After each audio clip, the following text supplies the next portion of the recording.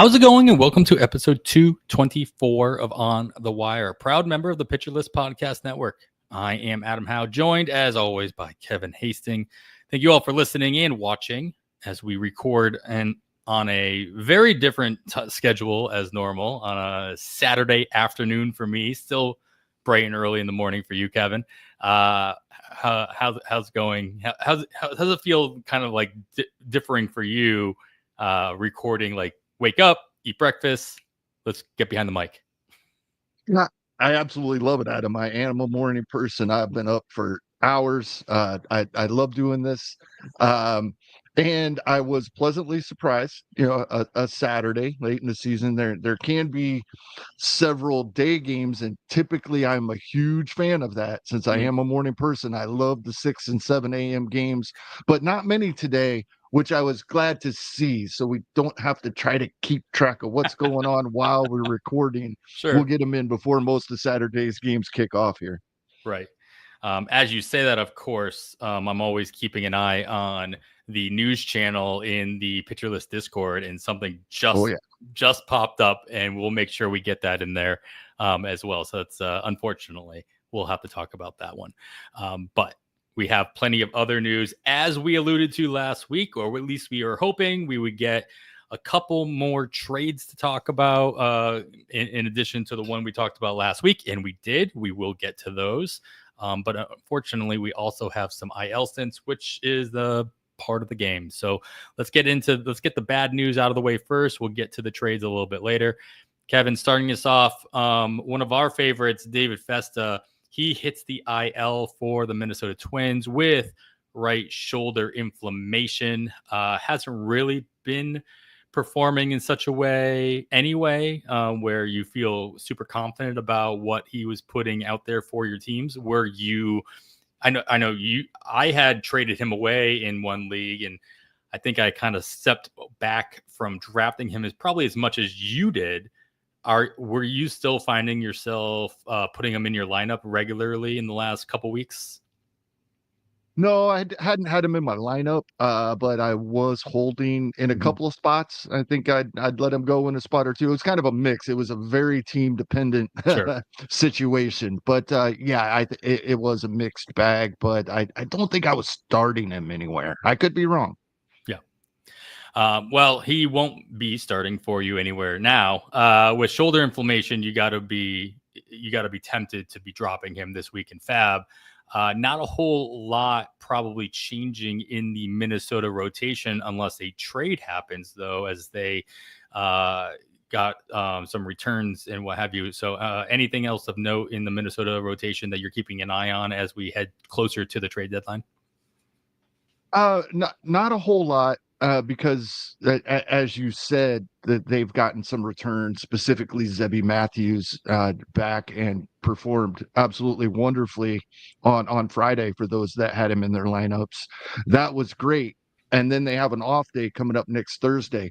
They do need a spot start on Sunday.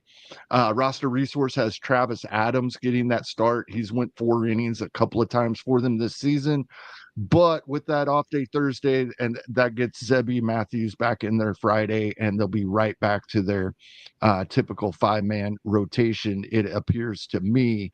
So, yeah, once that spot start, they get through that on Sunday, then, yeah, you're right. Not much going on here. That Zebby Matthews roller coaster could finally pay off for those that have been waiting on him this season. There you go. Roller coasters are fun, but sometimes you throw up. And just saying. Another IL stint that kind of surprised me because he had been doing so well and not really kind of showing any kind of signs of slowing down or kind of blowups that would have said, hey, there's an injury that he's trying to play through. But Landon Root hits the IL with the dreaded elbow inflammation. But the good news is, at least the reports that I saw, that his initial test came back with the possibility of just being on the IL for a minimal stay. Are you holding on to Landon Root because of this positive news, or elbow inflammation just something you're not touching for the remainder of the season anyway? It's one of those situations where I will let him go if I need a spot. If I don't necessarily need to make the move. I may put it off till we get a little more news. What's more intriguing to me here is that if it works out the way Jason over at Roster Resource has this planned out for San Francisco, Mason Black would get a two-step this week, both of those starts against Pittsburgh, which makes him a little intriguing for the week. Looks like Carson Seymour will go for San Francisco on Sunday. If Mason Black is the other guy that right now, San Francisco's got 3 starters in their rotation, one of which is Justin Verlander. So that can go either way. And he's been a little better recently. So I shouldn't have made that comment, but I was falling back into mid-May there for a moment. But yeah, so that would be very intriguing to me, getting a two-step both versus the same team, because it's a great matchup. However, sometimes we get a little leery of somebody. It's not a two-step, excuse me. The following would be the second one being the following Monday. Still very intriguing starts, getting 2 starts versus Pittsburgh, but it was that second one worry us when they see him back to back like that? I don't think that was just something I noticed right away. Was if Mason Black is in this rotation in that spot for a week and a half, he would face the same team both starts. Landon Roop, I've just been really happy with what I've been getting, especially right before and right after the All-Star break. I have him in a head-to-head league. So, of course, I look forward into September to look at schedules to see what you might be looking at for playoffs. So if you are in a head-to-head league, that is something you should definitely be doing. And I didn't love his schedule anyway. During the second and third rounds of my schedule playoffs, he would have faced either, 1 week it was Arizona and then the Dodgers. The next week it was Arizona and the Dodgers. They play back to back those series throughout a 2-week period. So Arizona might be a very different team come September, as we'll get to one of those reasons in a little bit. But that schedule I wasn't having it anyway. Another elbow inflammation here is attributed to Houston Astros starting pitcher Brandon Walter. He hits the IL with the same elbow or his throwing elbows inflammation, hitting his as well.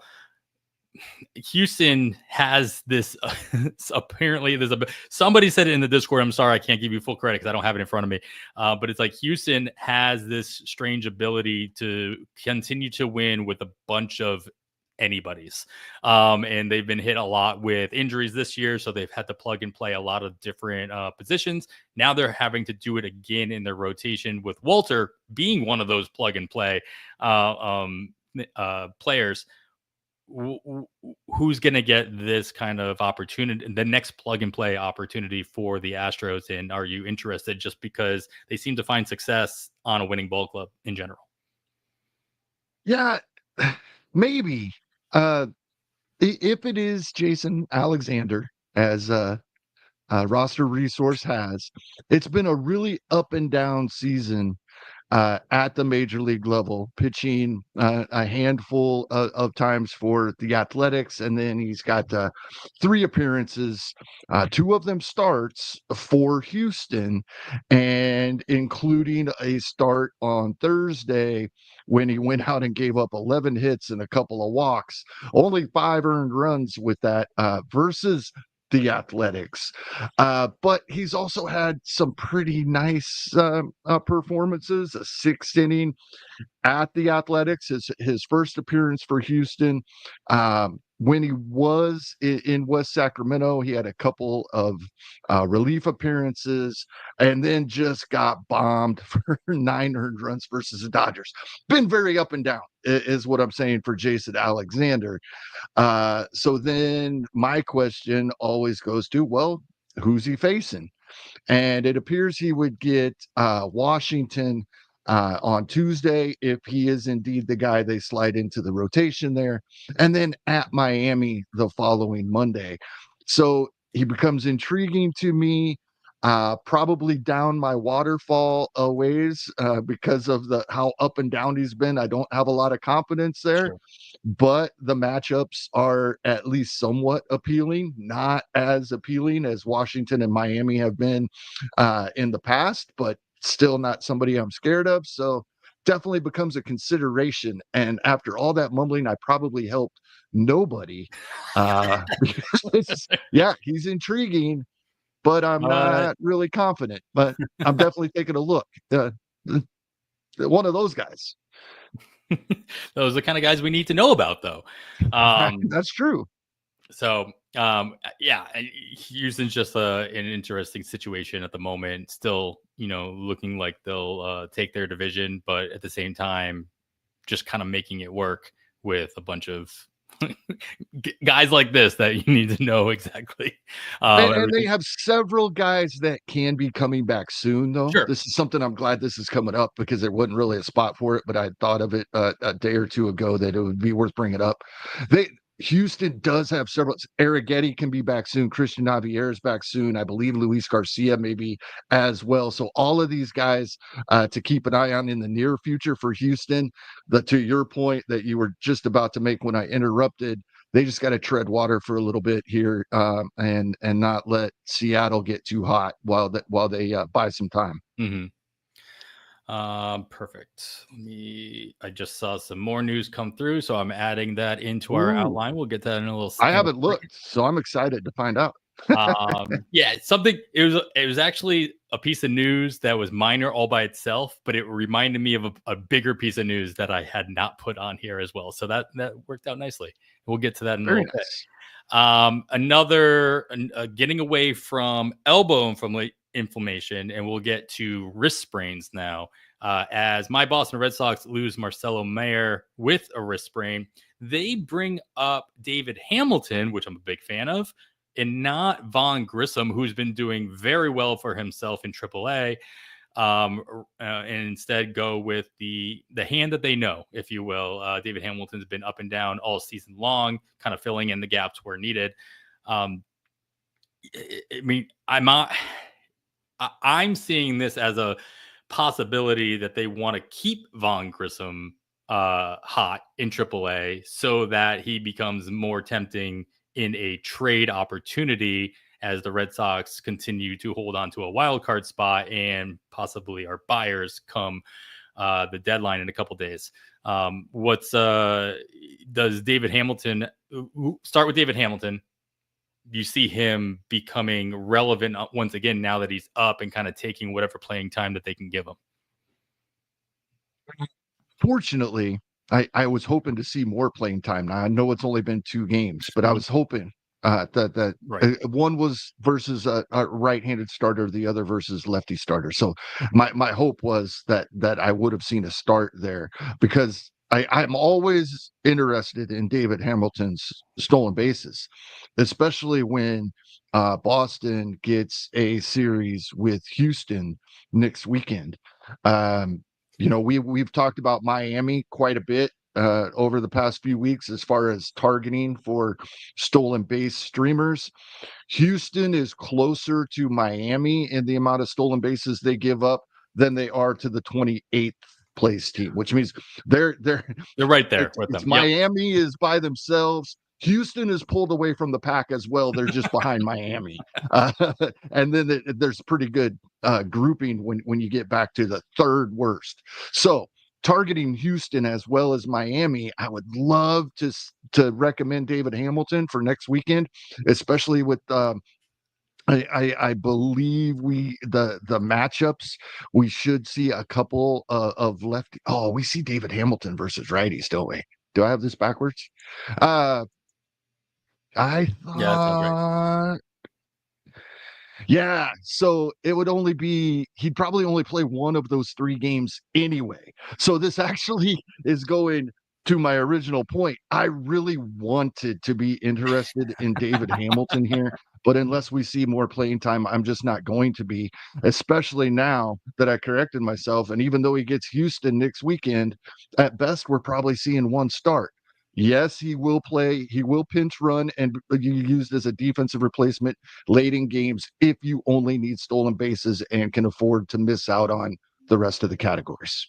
Yeah, and then the other side of the coin here is Vaughn Grissom. Is he traded? And if he is he going to a team that needs a middle infielder / second baseman specifically, where he can all of a sudden build off of his recent success at AAA and remake a name for himself in fantasy realms.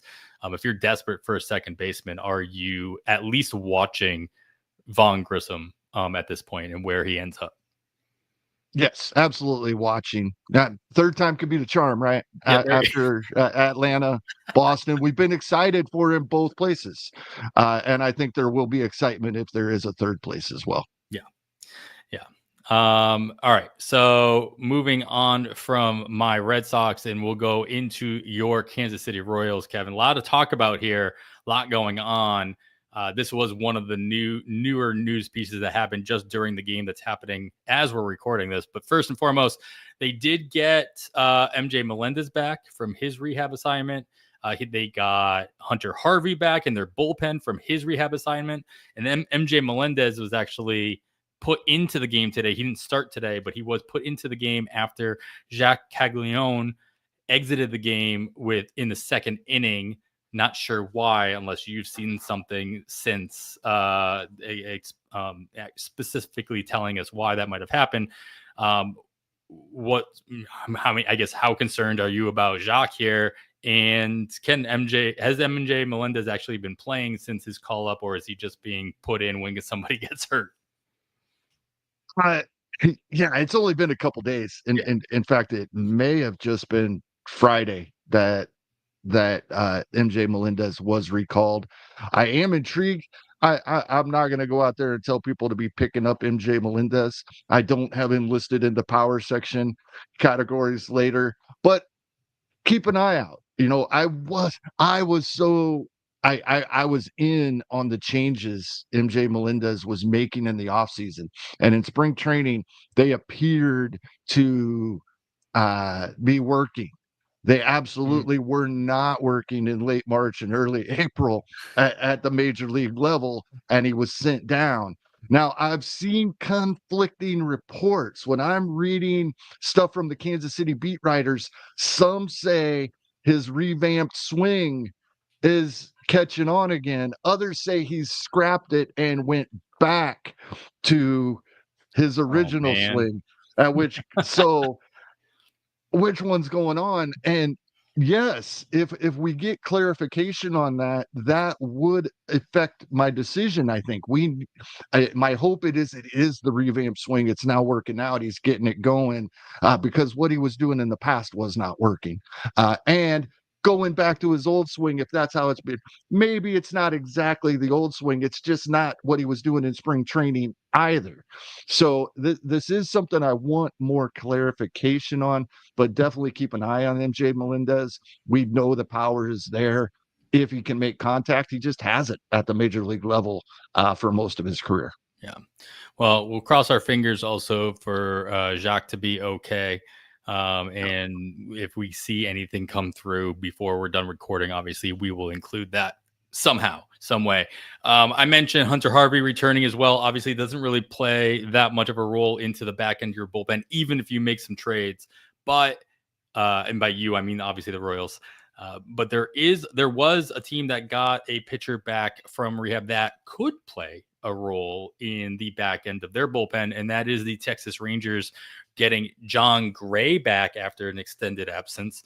And they decided to put him in the bullpen immediately and with no immediate plans to stretch him out, even though during his rehab, he was being stretched out 3 or 4 innings at a time for a starter's workload. They're going to be utilizing him in a bullpen role. He was first man up on his first day back. He got the win, 2 innings, no runs, looked pretty good in that sense. But do you expect to see Jon Gray make all the rumors correct that we were speculating that the Rangers might want him as their closer? This was all the speculation happening during spring training and at the beginning of the season. Obviously, quickly shot down. What's your thoughts on Jon Gray and being either a back-end reliever and possibly the closer that we talked about last week, Texas is going to go out and find?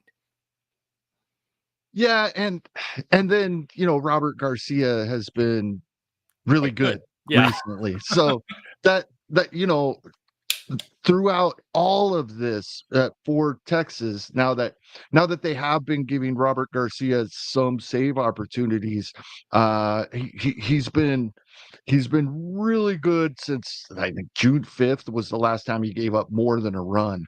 And but I absolutely am I am absolutely in on John Gray in this spot. I don't think he gets many ninth inning opportunities. He may get the one where they need an extra guy. Garcia's went back to back. The matchups, they just like those better for John Gray that day. He could get some ninth inning opportunities. I think he's going to be really valuable in this spot, help our ratios. If he knows he's going 2, even 3 innings like he had as he was making his way back, that's still being able to crank it up a notch over starting and wanting to go 5 or 6 innings. I like John Gray as a ratios play here. That first outing, 2 innings, we didn't see any strikeouts, but I expect we will get the strikeouts. And this is more of a chasing wins play than chasing saves play, in my opinion. But with the hopefully the ratios will be there in either event. Yeah. I mean, like, as I mentioned, he was first man up. He did get the win in his one returned outing so far. So chasing the wins as the long man, as the follower, as whatever you want to call it, it seems like a good play here. All right, so we got that other piece of news that I added in here at the last second because of other things that came across the wire. And we'll get to that after this break. All right, Kevin, buried the lead here, but Troy Melton, he made his debut earlier this week with the Detroit Tigers because Tarek Skubal had to hit the paternity list. So they called up Melton. He made a decent first start. He's been looking really good in AAA. And then, the worry was going to be that, this was a one and done. This is like, hey, a cup of coffee, whatever you want to call it. But instead, Tarek Skubal did come back from the paternity list as expected today. But instead, the Detroit Tigers decided to send down Kiter Montero to AAA Toledo and paving the way to keep Melton in the rotation for the foreseeable future. How confident are you bidding on Melton for the stretch run of the rest of the season, knowing that obviously the Tigers are willing to give him at least 2 or 3 more starts in the rotation? Yep. I love Troy Melton. He is probably my favorite pitching ad of this week. I'm hoping the price stays down due to giving up 6 earned runs on a couple of home runs at Pittsburgh. Not a great season debut at the major league level. So hopefully that keeps the price down a bit. He also looks to be facing Arizona this week, who you alluded to earlier. We haven't gotten there yet. Not as dangerous of a lineup as they have been in the past. So Troy Melton, I'm definitely in on. 0% rostered, but does have that appearance, so he's available everywhere. Yeah. Well, we're going to continue to push that can down the line. We're not going to talk about Arizona quite yet. Instead, let's go to Baltimore here, who is without Felix Bautista. He hits the IL again with right shoulder discomfort. Don't want to see that from Bautista, but there we are. And on top of that, their bullpen takes a hit by way of trade as Baltimore trades Gregory Soto to the New York Mets. So very clearly, Sir Anthony Dominguez at the top of the pecking order for the closing, whatever save opportunities arrive for the Baltimore Orioles moving forward. I guess the question is, Soto's obviously not moving into a closer role in New York. Bautista, easy drop for the remainder of the season. But is Sir Anthony Dominguez worth your time and money, assuming he doesn't get traded? Or is it an all foregone conclusion that he'll be traded as well? I would bid minimally unless we see moves out of Baltimore before our FAAB on Sunday night. Sir Anthony Dominguez could get moved as well, but if he doesn't, the job's probably his. Andrew Kittredge, we expect to get moved. If he doesn't, this job could be his. Yenier Cano, most don't expect to get moved, probably due to the years of control, and maybe the last man standing. I think Rick Graham, I think that's how he put it in his article this week, that Cano might be the only guy left in this bullpen to get the ninth inning. But any of these guys that does not get traded, and we're wrong about the guys that the relievers that are going to get moved a lot every single season. So I'm willing to put small bids on any of these three if everything stays as what we know now is all we know on Sunday night. Put it that way. Yeah, I mean, it seems as though there's going to be a lot of movement in Baltimore in general. We see this every year, but usually it's on the other side. Right? Usually we're expecting them to make a lot of moves to bring guys in. Now we're expecting them to not clean house, but just like kind of tidy up a little bit, right? As they expect to be much better in 2026. Another trade that actually did go through as well, and we'll finally get to Arizona here, Kevin. They do part ways with Josh Naylor. Nobody is surprised. This is my shocked face. Everybody expected Josh Naylor to be on the move. I don't know that I expected him to be on the move to Seattle. Probably one of the least friendly places that he could have been traded to as a hitter in general. So I'm not too keen on that at all. Eugenio Suarez not traded yet, but we do expect him to be on the move as well. And this is kind of the idea of like, hey, we're going to see a very different Arizona roster come August. But let's talk about Josh Naylor in Seattle. Arizona gets a couple of prospects. Not going to be fantasy relevant at this point for us. So Josh Naylor in Seattle. If you had Josh Naylor, are you upset about this? Are you neutral about this? And if you didn't have him, are you going out of your way to try to get them on your teams? I think initially, I think a lot of people would be a little upset what they would perceive as a ballpark downgrade. I think that's kind of offset. It ends up being neutral for me. Josh Naylor is such an emotional guy. I think he's going to be excited about this new opportunity, and Seattle's in the race with Houston so I think it kind of offsets. Yeah, I'm pretty agnostic when it comes to his new team and lineup, but still excited about him. I am a fan of Josh Naylor, both to watch him play and as a fantasy manager. So I guess I should clarify that when I'm saying I'm agnostic about this move, that I was high on him in Arizona and continue to be in Seattle. Yeah. I don't have them in front of me, but I just know that those home road splits for the Seattle lineup across the board is pretty drastic.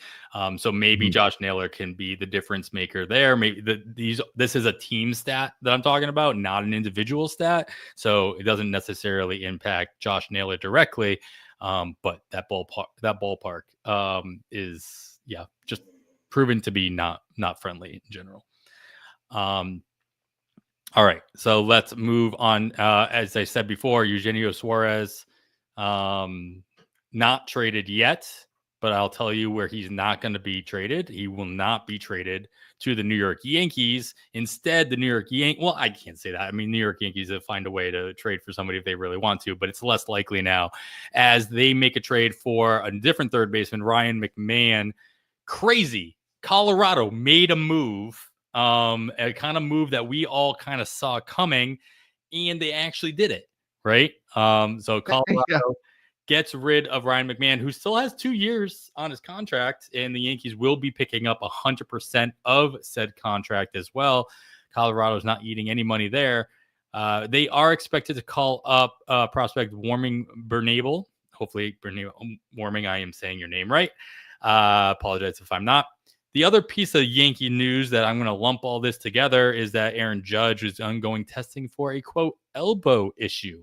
Uncle Ted out here is saying Aaron Judge might need Tommy John, which I'm not ready to say that that'll actually be the case. Just because you hear the word elbow doesn't mean you're getting Tommy John. I think we hear it too often, though, that we just associate the two to be synonymous with each other. A lot to take in here, Kevin. Ryan McMahon in Yankee Stadium. Is this something that I mean, he's coming out of Colorado, but going to Yankee Stadium. Yankee Stadium's no slouch as far as here ballparks go. What's your overall thoughts on McMahon in New York? I like it. I think a lot of people would be surprised, especially if they roster Ryan McMahon earlier this season or even now.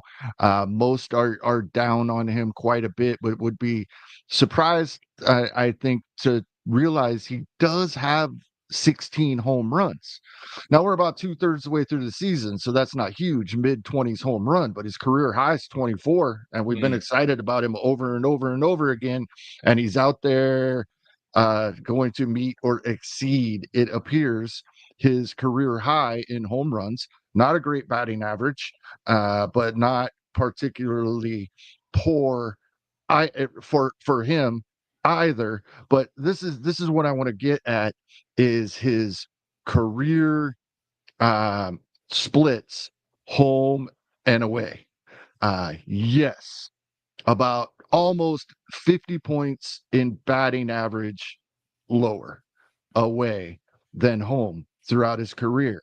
But I think we would expect his batting average to be above that, right? We've talked about this. Guys leaving Colorado, sure, they might not be as good at home because pitches are going to move differently, but they're going to be better on the road going forward. So probably comes out somewhere in the middle there. I'd be really, I think this is great for Ryan McMahon. One, getting out of Colorado is not a bad thing for anybody right now, I don't think. They had been playing better lately at times, and the team looked like they were having a good time in those wins. I think that's important to point out. But back to specifically Ryan McMahon and your question, I love this, and anywhere he's available, I'll try to add him. I'm not even talking about being a left-handed hitter in Yankee Stadium. This time of year, if Ryan McMahon makes contact, he's going to be successful anywhere. Let's just say Aaron Judge is missing some time. This is something worse than. I knew you weren't going to let me get away without addressing that. What are the Yankees doing here? I mean, are they going to go out and find another outfielder, another bat to kind of fill that hole? Or is there somebody internal that we can expect to kind of just plug and play in that situation? God forbid. I'm a Red Sox fan. I'm still the last person that's going to be like wishing ill on any player altogether, especially a guy like Judge, who is a face of not only a franchise but of baseball in most circles. I don't want to see this happen. But we have, as fantasy managers, we've got to be prepared for the worst. I think it just solidifies some things. I think if we roster other players, how do I say this without it sounding horrible? Other players on the Yankees playing time will be solidified if Aaron Judge is not available. Let me put it that way, right? So here's what I'm getting at. But Trent Grisham, who has been great this season, and Jason Dominguez, who has been great, who has become great this season.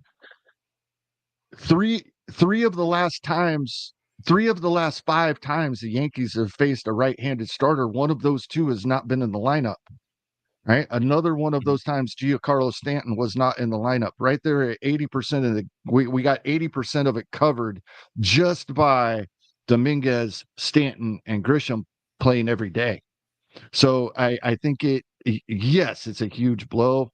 Yes, I agree with your sentiment. It's not what we're hoping that this conversation is moot, but I think as far as the Yankees are concerned, it wouldn't mean a whole lot as far as the roster. It would only mean more solidified playing time for a handful of guys. Yeah, I mean, and that answers the question. Like, you don't expect the Yankees to go out and trade for a replacement because first, how do you replace Aaron Judge? Nobody's trading that guy, and it's not like the Yankees have flexibility at the DH position either. So a lot of rumors swirling about Marcell Ozuna being available and maybe being tied to San Diego. And obviously that has not come to fruition, so we're not really talking about it. But the Yankees can't go out and get a Marcell Ozuna unless they're willing to put him in the outfield and see how that works out. So they don't have there's not a ton of options to go out and grab another bat that can replace Aaron Judge, because how do you do that? We'll more by the time you listen to this, we might have more information. And the trade deadline is on Thursday, so it is July 31st. We're not going to have a lot of wiggle room, or the Yankees aren't, as far as time. They don't have time on their side, is what I'm saying. All right, out of New York, let's go down south to Tampa Bay, as the Rays decide to option Taj Bradley following his terrible outing a couple days ago, where he went 1 2/3, let up 4 earned runs, only on 1 home run, walked 3. So he got a little, got beat up a little bit throughout the season. But he's had some kind of mixed bags, but he's been the 5 starts or 6 starts prior to that. He went over 5 innings. He had a couple of earned runs in a couple of those, but a couple of really good starts as well. Were you surprised to see that kind of a blow up kind of just push Taj Bradley down? And now who are we expecting? Joe Boyle to get stretched out more into a starter position. Ian Seymour is up as well, obviously just being a small inning contributor at the moment. But what kind of move do you expect Tampa Bay to make to their rotation with Taj Bradley down for at least the 15 days?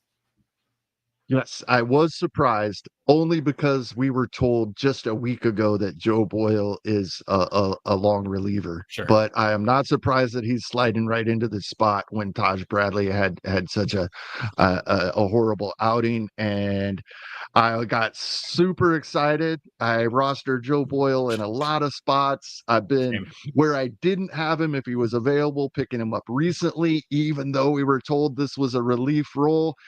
And he gets the Yankees and the Dodgers this week. So that will be tough to roll him out there. But no, that's the Joe Boyle, I think, is in the rotation now and keeps the spot. And the Dodgers have not looked that scary. True. And if there's something to this Aaron Judge, then we might be throwing Joe Boyle out there for this 2-step this week. Yeah.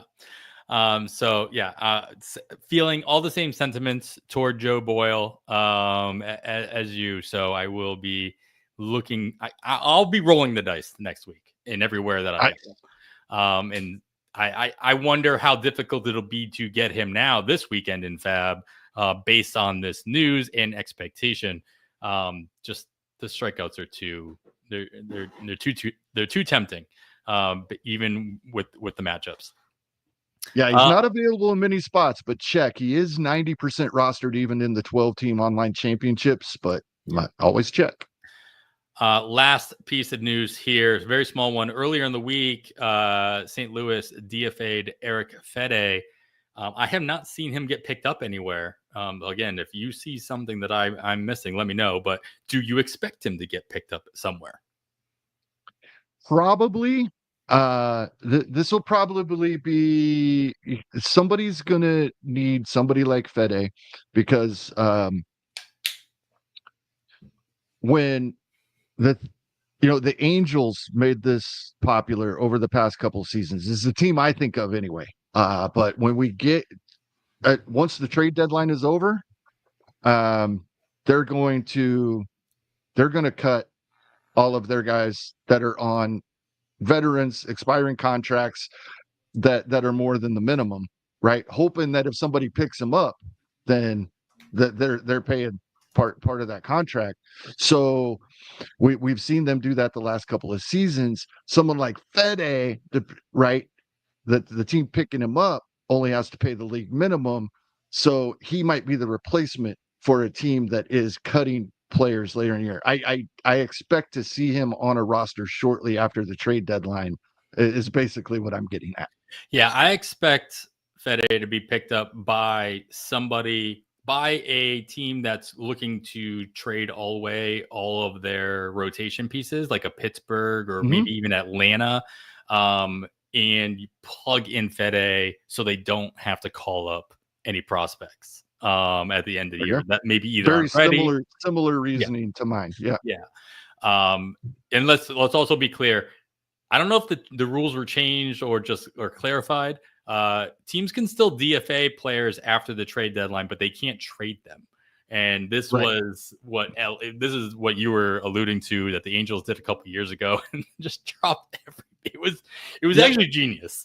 They just dropped everybody. And the DFA is like, well, you can't get them all.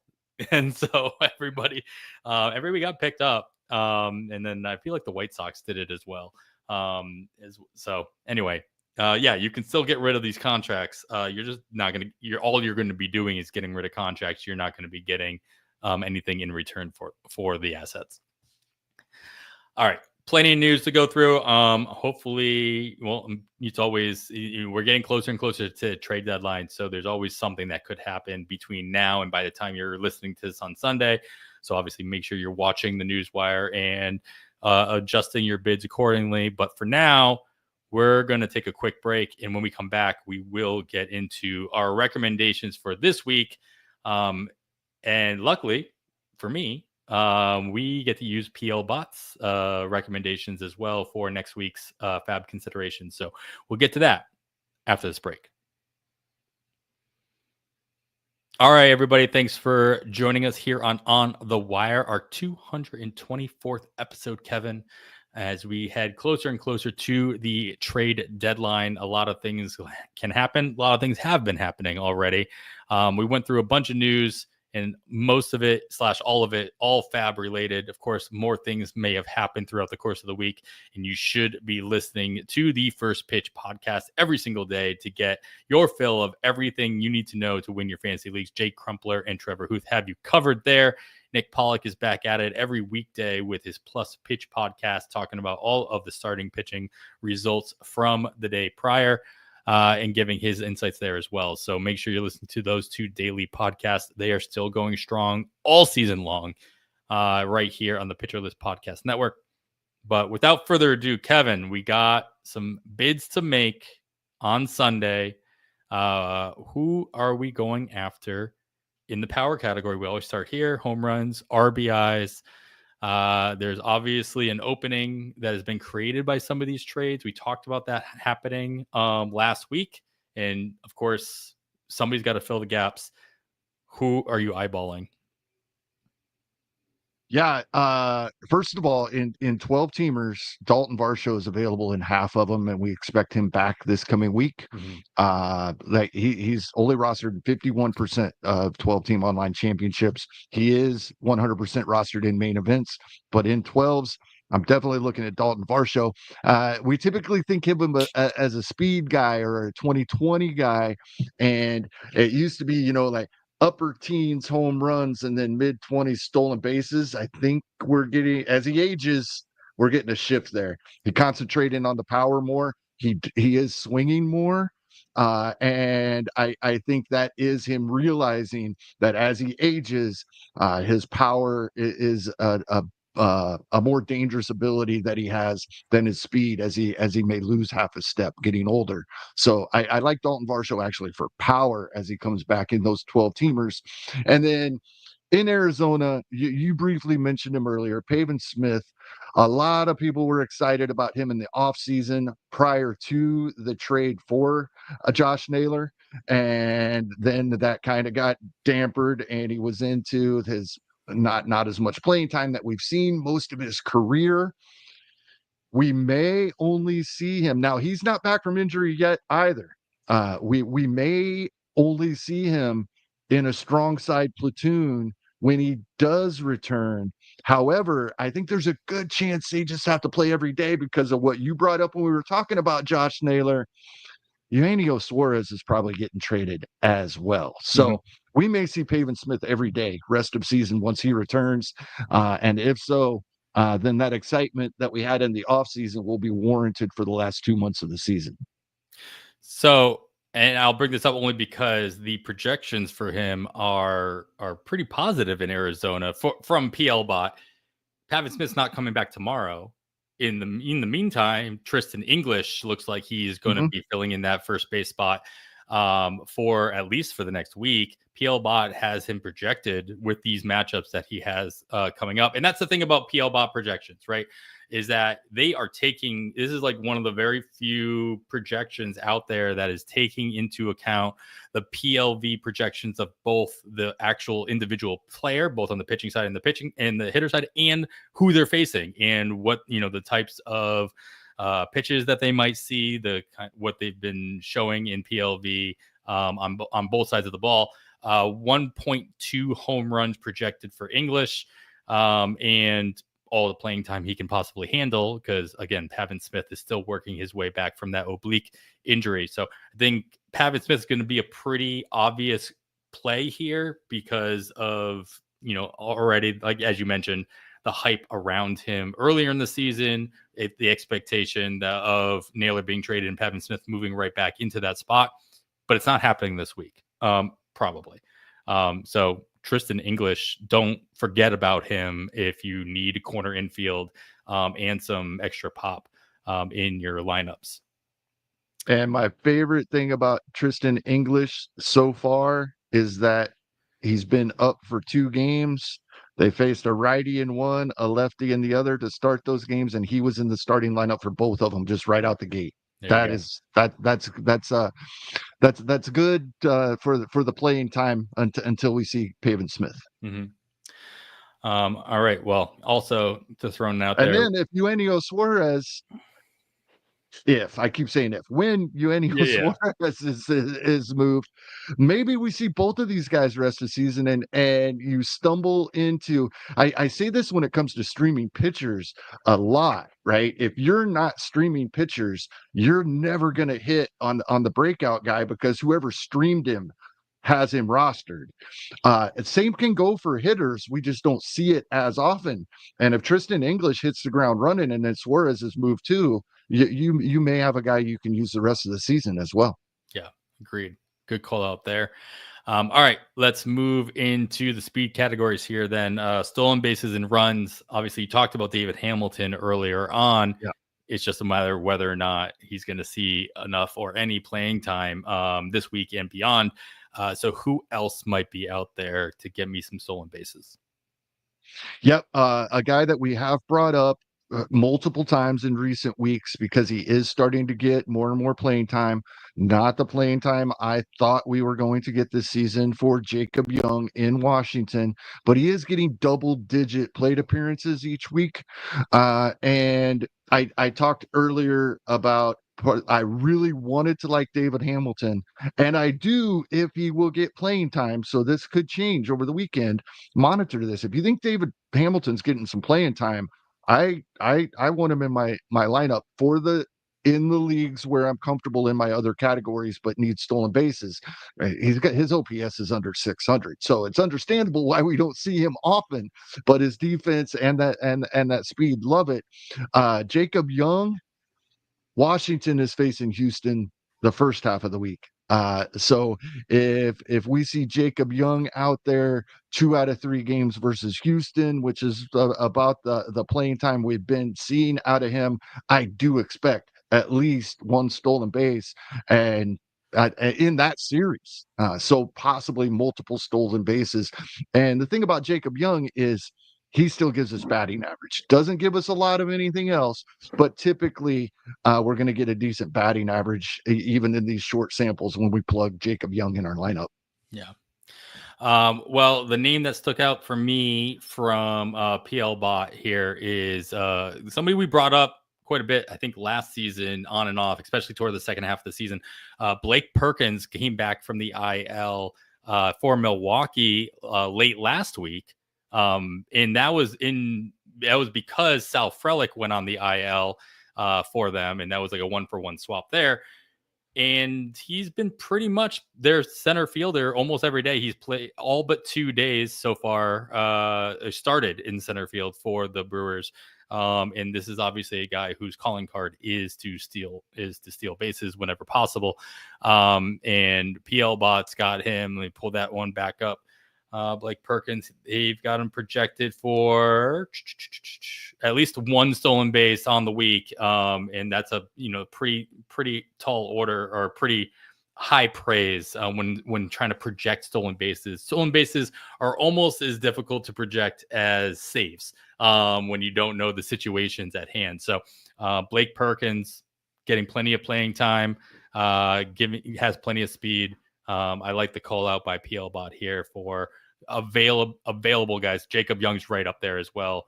With a 1.2 projected stolen bases by PL Bot for the next week. So also good call out there as well. All right, cool. So we've got some speed, we've got some power. Now let's look at what opportunities might have some hitters in front of them going into next week. So we've got a couple teams, only a handful of teams have the 7 games, with 2 of them being double headers. So Baltimore has 6 days of work, but they have 7 games because they have a doubleheader on Tuesday. Toronto's the same thing, doubleheader on Tuesday. But the other teams here have 7 straight games: New York, Yankees, Tampa Bay, Tampa Bay, Seattle, and Texas. They have 7 straight games. And then this is always a fun one. I feel like we haven't seen this, right? The 5-game workday has been almost non-existent all season. So kudos to MLB for scheduling that out properly and just doing away with the 2 off-day weeks for the most part. But Atlanta and Cincinnati are off on Sunday of all days. So that's fun. But, good to know that, Atlanta and Cincinnati's bats will be in there for all 4 days of your first half of your week as well. So keep an eye on that schedule as you are making your bilateral moves in your lineups in the NFBC. Colorado will be away for the beginning, but they will be hosting Pittsburgh for 3 in Denver.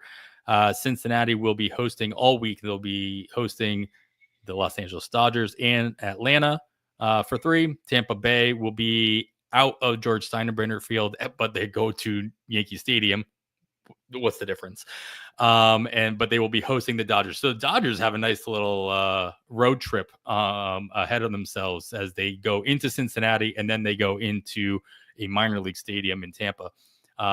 The Athletics will be hosting Seattle and Arizona in West Sacramento. So keep an eye on that as well. And then with that, and anything else you want to consider, Kevin, who has a good opportunity ahead of themselves that we should be considering adding to our lineups? Yeah, I was looking for Dodgers here. Didn't really see anybody that with a lot of availability. I also was big on the Athletics, but we know everybody knows when they're going back for a full week home in West Sacramento that they're popular. And so it doesn't have as much to do with at least the number of games, and they only face 2 lefties, but they're both next weekend. So I'm coming back to your Red Sox, Romy Gonzalez, who is playing versus every lefty, a handful of righties, but we can't count on it. He does sit pretty often versus righties. We know there's some more playing time available in the infield there in Boston, and maybe he gets a game or 2 a week. That would be great. But there are 7 teams that as of right now are scheduled to face 2 left-handed pitchers next weekend. That can wreak havoc on us in NFBC formats when we're setting lineups on Friday and we have a fourth of major league teams facing a lefty. So a lot of the players we roster, we may already be counting on only getting 2 games that weekend, and that would be at the max. So players that we think will absolutely get 2 games of opportunity and possibly the third for the same situation, but it's backwards because Romy Gonzalez does play versus a righty once in a while. I'd rather have those guaranteed 2 plus a possibility than a guaranteed sit plus a possibility of sitting more, if that makes sense. I mean, I know it's really close. We're talking about the possibility of getting that third game or not, and it may not be a great chance, but it does help, especially this time of year when we really start scrounging for every plate appearance that we can get. And so, and that series is against Houston. Romy Gonzalez isn't going to go out there and steal 30 bases, but he might approach double digits, and a team like Houston's when he's going to take off. So it's very specific. It's yes, it's for the second half and on rosters where I'm going to lose some playing time for guys for the weekend. Romy Gonzalez fits just about anywhere. So he's a perfect guy for a fill-in for next weekend is what I'm getting at here. There you go. PLBot really focuses on the matchups for next week. And so we're looking at anybody from the Pittsburgh Pirates lineup of all teams as they go into San Francisco, theoretically not the best hitters ballpark in general, but they spend some time in Colorado as well. And as we just talked about, San Francisco doesn't have any starting pitchers left. So we're not quite exactly confident about who they're going to throw out there, even against a Pittsburgh lineup. So, we had the likes of Kiner Falafel, even Tommy Pham, if he's not traded by the deadline, still available in a good majority of leagues that we can keep an eye on. They're the park factors, the pitcher factors, and the run factors that PLBot puts out. Very positive across the board for all three of those categories for all of these Pittsburgh hitters. Nick Gonzalez, even Andrew McCutchen taking some, getting some extra time if he's out there and available, even in your deeper leagues. Just don't push away Pittsburgh hitters this coming week based on just, again, the narrative. They've got a nice little spot ahead of them that you might be able to, plug into your lineup, even if it's just for the week. Yeah, not only do they get that series in Colorado, the pitchers they are slotted to face in that series are combined for a less than 5% strikeout minus walk rate. I get that information from one of Ryan Bloomfield's spreadsheets that he puts out over at Bubba in the Bloom Patreon, but so give him a shout out for that. But yeah, 4.6% strikeout rate for the starting pitchers Colorado will send out against Pittsburgh next weekend. Gotta love that. Yeah. Good call out there. All right. And then we'll get into the actual pitchers that you actually want to roster. Spoiler, none of the Colorado ones are going to make the list. We'll do that after this break. All right, we are back. Of course, you're still listening to On the Wire. Kevin's get right into our pitching categories here: wins and or strikeouts, preferably, and who you got here, and why is the list so short? Well, it's short because for two reasons. One, we've talked about quite a few guys already because it was affected by all this elbow inflammation. It seemed like half the news items were elbow inflammation for pitchers. That's part of it. Also, we're just getting to that time of year where everybody's rostered unless it's somebody new, sure. like Troy Melton, right? He's my favorite. He's my favorite because he's 0% rostered for the week. We did talk about a couple other guys, Mason Black, if he does indeed get that start versus Pittsburgh. Love that. The guy that I'm most interested in as far as an injured pitcher coming back isn't available in a lot of spots because of when his injury occurred. He is rostered in every main event where he was drafted, which means he's not available because Luis Gil has not appeared on the roster for the New York Yankees yet this season. But we will see him this coming weekend, I believe, and at Miami. Not the matchup it once was, but still a pretty good landing spot for Luis Gil coming back this week. In 12-team leagues, he was drafted more often because his injury came later in spring training. It's not a huge number, but between 15 and 20 12-team online championship leagues, he's available in and available, right? He's rostered in about a fourth of the leagues. He was drafted in a third of them. I went back to see how many leagues he was drafted in. So yes, in FBC formats, he's not going to be available in a lot of spots, but Luis Gil would be my guy in other formats. Probably picked up in many of them already, but check. And then guys like this, I forget to bring him up next week, right? Because he will have had that one start, and we think, oh, Luis Gil's rostered everywhere. So write it down in your notebook for next week. We're on Luis Gil in NFBC formats.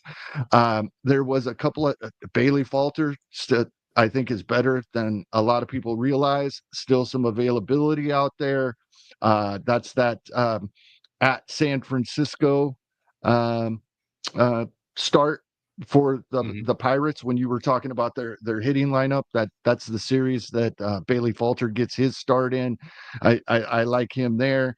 I've been a fan of Andre Palante. He's a guy I've brought up multiple times in this segment. At San Diego kind of scares me, but at home versus Miami, in some 15s, I probably have to do that, right? That's kind of where we're at. Some of these moves, things we have to do in 15s, even though we wouldn't even consider it in shallower leagues. But I keep going back to Troy Melton as my number one ad for the week. And that's based on availability, of course. Some of these guys, we talked about Joel Boyle, 90% rostered in 12s, check, right? But yeah, it's getting pretty scarce out there. We've had some weeks better than others, and surprisingly, the weeks that there are more guys available, I've been very happy when my list keeps getting longer and longer. It's just not there this week. Most of what is available is rostered. Michael McGreevy for St. Louis, sure, he's going to get that start at San Diego. One, I don't want to send him out there at San Diego. Two, he's going to pitch versus San Diego on Sunday. So they would be seeing him in back-to-back games. That, as I mentioned earlier, is usually a big downgrade for me. Patrick Corbin gets a two-step, Adam. Patrick Corbin. You had to squeeze them in. You didn't have to write them down, but you know what? I did not have him on the list, but as I'm glancing over here just to make sure we're not missing anybody, I got Patrick Corbin, who just went out and had 7 strikeouts versus the Athletic. Here's Patrick Corbin's earned runs and innings pitched. Let's add them up. 5 earned runs in over 22 innings pitched with 22 strikeouts in his last 4 starts. 2 wins, qualified for a win, going at least 5 innings in all 4 of those. Yes. Does the fact that we've seen 4 of those in a row worry me because the blow up is coming? It absolutely does. But I'm throwing Patrick Corbin out there for a 2-step. Yeah, and that's only a 2-step because Texas has the 7 days straight work week ahead of them as they face off in Anaheim and then in Seattle. So the locations, not terrible. The Angels lineup is actually, better than I think people might think that it is. Top 5. Yeah. And we'll see if the Angels lineup looks the same by the time he faces them on Tuesday, if they make any trades, but deadline's not until Friday or Thursday, so still could be there. PL Bot doesn't love that two-step for Patrick Corbin. But somebody that we talked about earlier that PL Bot hates just a little bit less that is worth your time is probably Justin Verlander. Still they're only 31% rostered in your OCs. And I just had it up. He's only 86% rostered in the main event. So he's still out there in those 15 teamers. He's got a 2-step as well, as long as everything kind of lines up. As you mentioned, he did look a little better in his last start. His velocity seems to have come back quite a bit than when he was first coming back this season. So don't write off Justin Verlander as he gets what is this lineup? He's going to face off against Pittsburgh, as we mentioned, and then at the New York Mets. So don't love the Mets matchup, especially after the deadline, to see what the Mets actually add to their situation there. But Justin Verlander at least PLBot doesn't hate him at this point. All right. So dug a little deeper here, Adam, because when you brought up the Angels being a better lineup than most people realize, and they are top 5 for much of the season, actually. Mm-hmm. Versus lefties, they're mid pack, but pretty darn good in terms of batting average and on base percentage. They've hit lefties really well. No power and a strikeout rate over 26% versus lefties. So that helps as well. Yes, they have had success versus left-handed hitting, but not in the power category, and they have struck out quite a bit. That's going another step is something I like to look at as well. Nice. All right. Well, we got to get into some ratios away from the volume here for pitchers. Kevin, and I don't think PLBot's going to be helpful here. I'm going to be honest. Who you got looking at that can go through this revolving door of options at the ratio position? Yeah, I brought up John Gray earlier. The great thing about him is we're probably looking at a couple of more innings than some of the other guys that I typically bring up in this category. I know it doesn't always have to be relievers, but it's kind of the way we've evolved this. We're typically talking about relievers here.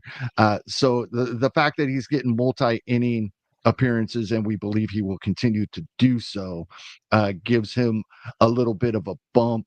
I think I might have briefly mentioned Brock Stewart a week or maybe 2 weeks ago. Someone that has been a guy we've brought up in this category in the past, and Rick Graham is bumping him up his holds list that I am taking a look at here. The couple of guys that he brought up in his article, John Gray was one of them. Jordan Hicks for your Red Sox, but he might be somebody we want to talk about a little more in the next category if we're speculating on trades. And then the one other guy, he did bring up the whole Baltimore situation that we talked about earlier as well. I'd like to shout out Rick Graham for really digging into this. And yeah, like I said, he says Yanni Urcano may be the only reliever left standing in that bullpen. So evidently that's where I'd gotten that information from. Yeah. So yeah, but John Gray is probably my favorite because of the innings he could get. And as I said, when we talked about him, it'd be more of the chasing wins than chasing saves. I think it would be at least my angle towards it. The innings is good because obviously you want those ratios to be exposed as much as possible if you're expecting those ratios to be positive or negative, depending on how you're looking at it.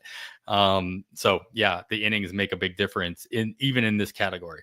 That's why we say, like, if you're looking at relievers for this category, don't go picking up somebody who just pitched on Sunday, because there's less likely that they'll be able to. Like, John Gray's going to go 2, maybe 3 innings, but he's probably going to do that once, maybe twice in the week. If you're lucky, it's twice, and then you can get 4 to 6 innings just like you would a starter, and hopefully he gets the 0, doesn't get hit at all in those starts. But even if John Gray does go on Sunday, a lot less likely that he'll pitch more than 3 innings for you in the next week, though.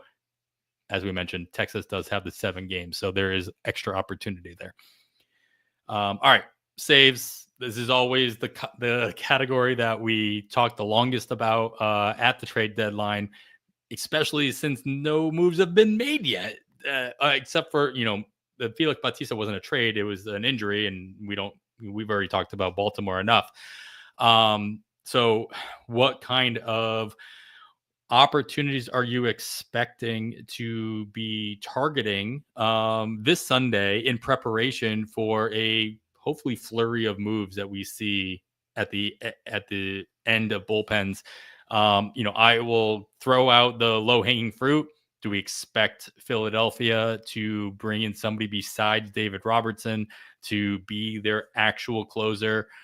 Does the likes of Griffin Jacks move out of Minnesota and into the rare circumstance where you see a really good reliever move from a non-closer role and into a closer role? usually it's the other way around, right? We see like David Bednar move from Pittsburgh to a contender who doesn't need a closer, but they want bullpen help as well. So pick any of those and anything else that you've been eyeballing. What bullpens are you most interested in? Obviously Baltimore. We brought that up. I think there are several teams that still don't know what to do. You brought up the Minnesota situation. They're in the exact same situation that Kansas City is. They're only 4 games out of the wild card, but including the team they're tied with, they have to surpass 5 teams to make the postseason. That's a really tough decision. Passing 5 teams is very difficult. 4 games with 60 to go isn't that difficult. So, and Kansas City themselves, Carlos Estevez is being sought after by many teams. I don't know what Kansas City's interest is in the moment at moving him. If they decide to sell, they absolutely will move Carlos Estevez. And then maybe Hunter Harvey, that you brought up earlier, is more intriguing than we think right now. I don't think with the control they have left that the Royals would move Lucas Erceg. So he would be my number one speculation of the new closer in Kansas City if they move Estevez. But then to your point, that Estevez is somebody that I absolutely would not expect to be a closer on most teams that he's moved to, but that's most of them. Yes, I do expect Philadelphia to bring in somebody other than a 41-year-old David Robertson to close out games for them. He's not the answer. He's maybe better than what they've been trying. We don't know because they've had guys that have been so good as relievers. Put them in the 9th inning and it just goes away. It seems like, and it's been that way in years for Philadelphia. We still think the Cubs might add somebody that they're more confident in. There is so much here.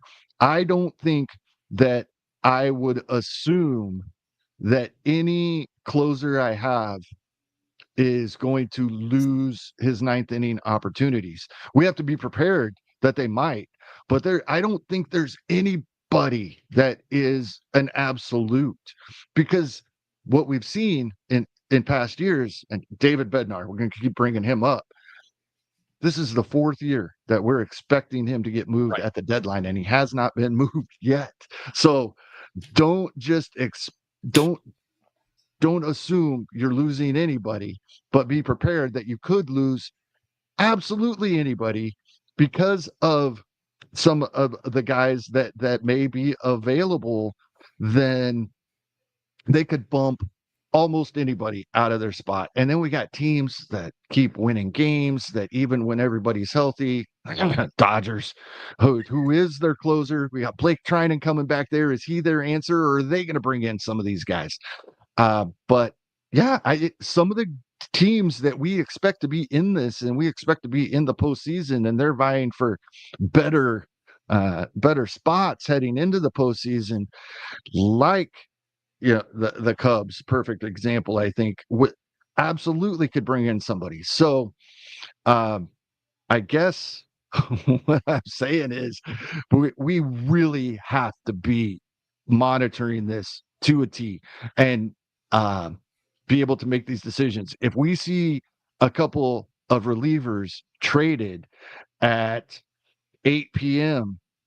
Eastern on Sunday, that you're going to have a busy couple hours figuring out what you want to do. What's that do to each situation, where he left and where he went? The same way you phrase the questions to me, anytime that someone is injured or gets traded or demoted, like both situations, we're going to have to do that with any moves we see over the weekend before we make our bids Sunday night. And then we get to do it all over again next week. Oh yeah. Make all the corrections the following week. There's very few players that current closers that you expect to be traded into another closing position. And one of them I think that comes to mind is Kenley Jansen. I don't expect Kenley Jansen to get traded into anything but a closer role at this point in his career. I think that's just who he is. And I think any team that's going to trade for him is doing so very, specifically. So he's in a good spot to keep that value if you are rostering him. I would feel confident about rostering him through the trade deadline, regardless of what he ends up moving into. I could see Raciel Iglesias moving from one closer position to another closing position as well. He's not as guaranteed in my mind as Jansen is. He could find his way onto like the Dodgers and not be the closer, or I think any closer that gets moved to Philadelphia becomes the closer for everything we've just talked about as well. But Texas is another one that we talked about having that need. But you move a closer into one of those situations, they keep their job. But they still they still create a gap in where they were before. And the Angels are in that same boat as Minnesota, as you're talking about. They're only 4.5 games back from the wild card spot. I'm not saying that's going to stop them from selling at all. At least it shouldn't. But the Angels have done some weirder things in the past, so who knows what the Angels are going to do. The Angels are kind of like the American League Colorado Rockies when it comes to they should be doing trades when they don't, or vice versa. So those are kind of like the ones I'm watching. Atlanta, I'm watching quite a bit. I do expect Iglesias. We talked about this last week. Dylan Lee is my favorite to kind of take over that role for the remainder of the season. I don't expect it to happen, but I love your thought process last week talking about Seattle has sent their closer packing in the past. Maybe it's just wishful thinking, because I would love to see Matt Brash become the closer by default. But the last time they did do that, they traded for Munoz as they sent Graveman out and they brought Munoz in, and Munoz obviously became their closer of the future. So I'm not holding my breath that it'll happen, but as you mentioned, it's happened in the past. Any other names, situations worth throwing out there, Kevin? Otherwise, I mean, it'll just be fun to watch. Depending on where he lands, there's a lot of speculation that Mason Miller could be on the move here. That I have no idea what I would expect in the Athletics bullpen to get those opportunities then. And when they're at home, I'm not interested. Sure. Right? I don't like sending pitchers out there, even relievers in West Sacramento. So yeah, lots of things to take a look at. And we are a little later in the week here, Saturday, late afternoon Eastern time. So we're a little closer to our Sunday night than typical, but still a whole lot to pay attention to between now and when our FAAB actually locks. And this is the time of year when our players we're bidding on and our bid amounts can change drastically right before FAAB runs. So even if you're going to be busy on Sunday, and I'm skipping ahead a couple segments here because it's popped in my head right now, Adam. I'm scrapping whatever else I was going to talk about. This is for this weekend and next weekend, things can change drastically. So if you have your stuff done early, you do have to double check things right before FAAB runs on Sunday. Yeah, absolutely. All right. Well, we will get to our wild card section here, but before we do, we got some injury updates, as we said we would throw it in there. They're both negative because they're injury related, but one more negative than the other. Your boy Jacques Caglianone.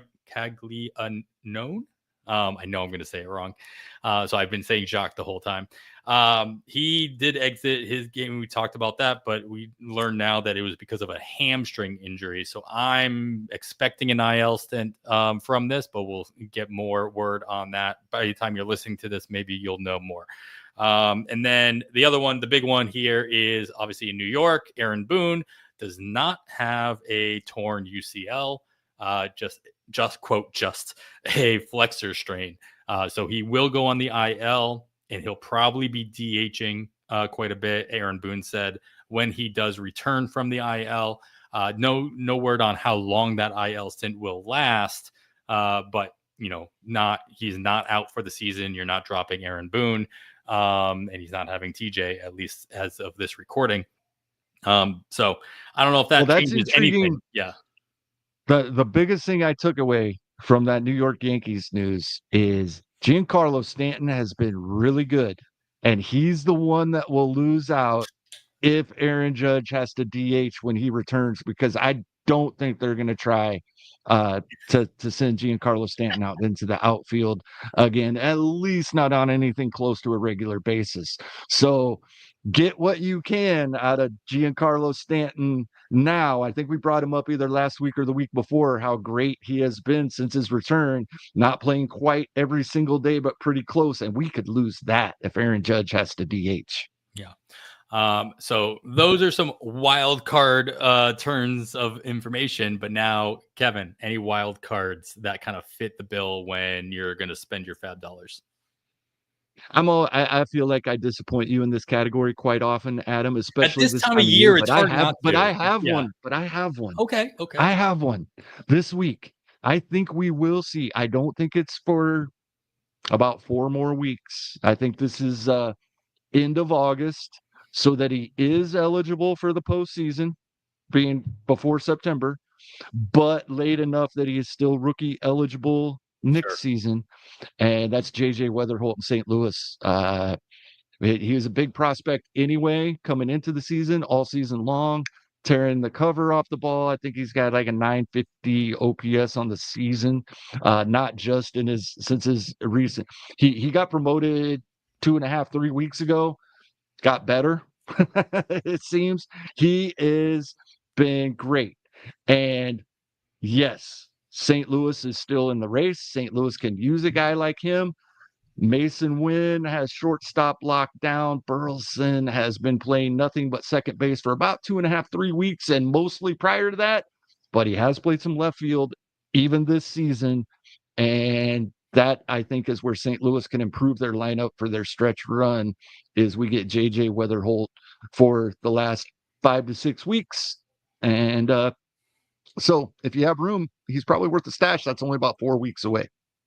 Nice. I'm going to go ahead and steal one from Uncle Ted here. He brought it up earlier on in the chat here. I was good. I saw that one too. I mean, it's hard not to think about it based on what's happening in New York, but Spencer Jones, though he has reportedly been injured, he's got an injury to his back. He wasn't in the lineup today or yesterday for the AAA Scranton team. So just something to monitor. Obviously not available to be picked up in your NFBC formats, but if they did the same thing with Jason Dominguez as well in the past, where you just bring him up again, they can do the same thing that you're talking about, where just limit how many at bats he has, so that he's still rookie eligible for next season, but he could be that outfield replacement playing. Yes, Uncle Ted, Spencer Jones, that's exactly who I'm talking about.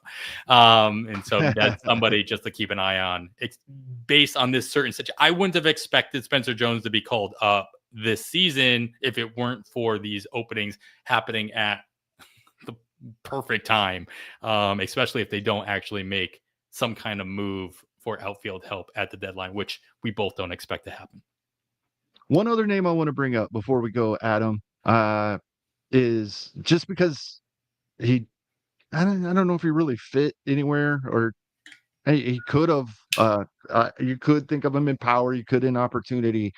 Adrian Del Castillo, who we were hoping to see earlier in the year, many of us, and every time Arizona needed a catcher, he was banged up. Well, he is up, but Arizona's been facing almost nothing but lefties recently. So I think he's only got 2 starts in the week or so he's been up. They have more right-handed starters coming up in the future. Plus, we keep talking about Arizona's going to be moving some more guys. So at least versus righties, and maybe at some point they need him more often, Adrian Del Castillo is up with the Diamondbacks now. Nice. Well, we'll see some movement in Arizona in general, and after Thursday. We'll see how many other guys are moved up after the move that they make. So this was great. Obviously, there's going to be a lot to think about throughout the course of the week, but be prepared and get your bids in this week. Hopefully, you can strike some gold if the move that you're expecting to be made, that no one else is expecting, is made, and you can take advantage of that extra playing time, extra innings, extra opportunity. With all of that, though, Kevin, this has been great. Good luck with everybody on their bids this week and beyond. After all that, I am Adam Howe, and on behalf of Kevin Hasting, thanks for listening, and we bid you goodbye.